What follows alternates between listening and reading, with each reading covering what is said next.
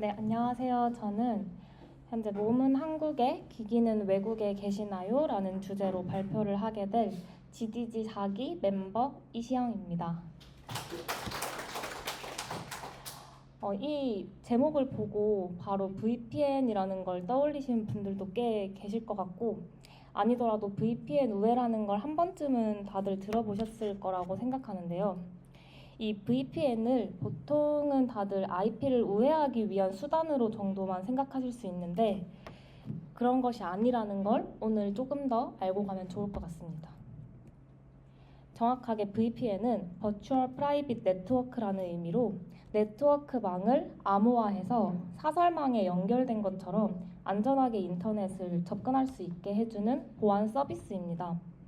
쉽게 말해서 가상의 어떤 망을 통해서 클라이언트가 인터넷에 들어갈 수 있도록 해주는 것입니다. 그러니 단순히 IP 주소만 바꾸는 게 아니라 보안적인 기술이죠. 이 VPN을 정확하게 왜 사용하냐를 크게 나눠서 봤을 때는 우선 암호화를 통해 어떤 개인정보나 결제정보 같은 민감한 정보를 보호할 수 있고 IP 주소를 본인 클라이언트의 IP 주소를 숨기고 VPN 서버의 IP 주소를 바꿔서 인터넷에 접속을 시켜주기 때문에 IP 주소를 추적을 방지해 줄 수 있고 온라인상의 익명성을 확보할 수 있습니다. 그리고 마지막으로는 데이터를 안전하게 보호하기 위해서 사람이 읽을 수 없는 형태로 바꾸는 암호화 메커니즘이나 그것을 역으로 해독해내는 종료 메커니즘 등을 통해서 해킹을 방지하고 보안을 강화시킬 수 있습니다. 이제 이런 VPN이 어떤 핵심적인 원리들로 인해 이루어지는지를 좀 더 기술적으로 알아보려고 하는데요. 크게 암호화와 터널링, IP 마스킹을 볼 수 있습니다. 우선 이 암호화는 앞서 계속 나왔었는데 우리가 인터넷에서 보통 주고받는 데이터들은 상대적으로는 좀 쉽게 다른 사람들이 데이터를 갈 수가 있어요. 하지만 이 VPN은 데이터를 외부에서 해석할 수 없도록 변환을 따로 해주기 때문에 어떤 해커나 ISP 같은 인터넷 서비스 제공자 입장에서도 이 데이터를 가져가더라도 해석할 수 있는 방법이 없기 때문에 사용자의 데이터를 열람할 수 없게 차단해줍니다. 그리고 두 번째로는 아까 가상의 네트워크망을 형성해 준다고 했는데요. 그게 이러한 터널링 기술로 망을 형성해 주는 것입니다. VPN 서버와 클라이언트 사이에 안전한 가상의 터널을 만들어 주는 방식인데요. 이렇게 암호화를 통해 한 번 데이터를 잠금해주고 터널링을 통해 또 두 번 잠금해주는 형식으로 안전하게 데이터를 주고받을 수 있습니다. 마지막으로 IP 마스킹은 저희가 흔히 아는 저희 클라이언트의 IP 주소를 대신해서 VPN 서버의 IP로 바꾸는 기술을 의미합니다. 이 세 가지가 VPN의 보안성과 익명성을 만드는 기술적인 핵심이라고 할 수 있죠. 이런 원리들을 통해 결국 어떻게 VPN이 작동이 되느냐를 봤을 때 사용자가 흔히 VPN을 제공하는 어떤 어플리케이션 같은 걸 통해 VPN 클라이언트에 접근을 하면 사용자의 기기, 어떤 컴퓨터나 스마트폰 같은 것들과 VPN 서버 사이에 암호화된 터널 형태가 생성이 됩니다. 그리고 그 데이터는 사이에서 암호화되어 전송되고 온라인에서 주고받는 정보가 외부에서 읽을 수 없기에 앞서 계속 말씀드렸듯이 해커나 네트워크 감시자 등이 데이터를 가로챌 수 있더라도 내용을 해독할 수 없게 됩니다. 이후 VPN 서버를 거쳐 인터넷을 접속하게 되어 웹사이트에서도 내 실제 IP 주소가 아닌 VPN 서버 IP 주소를 보게 되기에 보게 되기에 저희의 IP 주소도 숨길 수 있고요. 이 사이에서 인터넷에서 저희 클라이언트 쪽에 오는 데이터 또한 암호화된 형태로 전송됩니다. 하지만 이 VPN이 이런 식으로 보면 모든 것을 보호해준다고 생각하실 수도 있는데요. 아까 계속 말씀드렸듯이 VPN은 클라이언트의 IP 주소를 제공하지 않기 때문에 IP 주소나 위치 정보에 대해서는 보호해주고 브라우징 같은 어떤 웹사이트를 방문했는지와 어떤 내용을 검색했는지와 같은 내용을 저희 흔히 아는 KT, LG U+와 같은 ISP, 인터넷 서비스 제공 업체들에게 그런 것들을 보호해 줍니다. 그리고 어떤 파일을 다운했는지, 또 어떤 크기, 언제 어떤 방식으로 다운로드를 했는지와 같은 내용은 보호해 주는데요.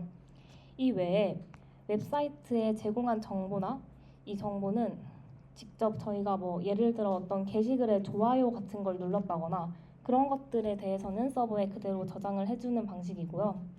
아까 어떤 다운로드 같은 걸 했을 때 다운로드한 내역은 직접적으로 보여주지 않더라도 그 크기가 얼마나 되는지 그런 것들은 제공해 주게 됩니다. 또한 인터넷을 사용하다 보면 기본적으로 쿠키 같은 걸 통해 사용자의 행동을 추적하는데요. 그런 것들 또한 저희가 로그인하고 이런 것들은 저희의 IP만 숨겨줄 뿐 그런 것들은 모두 기록이 됩니다.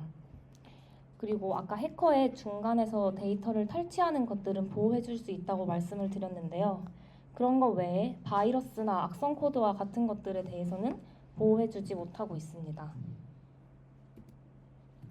주로 VPN에서 많이 쓰이는 유형은 크게 두 가지가 있는데요. 먼저 원격 액세스 VPN은 가장 저희가 많이 쓰는 흔히 IP를 우회할 때 쓰는 방식입니다.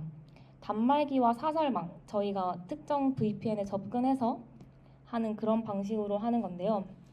저희 VPN이 처음 쓰인 이유도 회사에서 안전하게 데이터를 주고받기 위해 쓰였는데 이러한 것들도 마찬가지로 재택근무를 하는 개발자가 사내의 서버를 접근하려고 할 때도 원격 액세스 VPN 같은 형식을 사용하게 됩니다.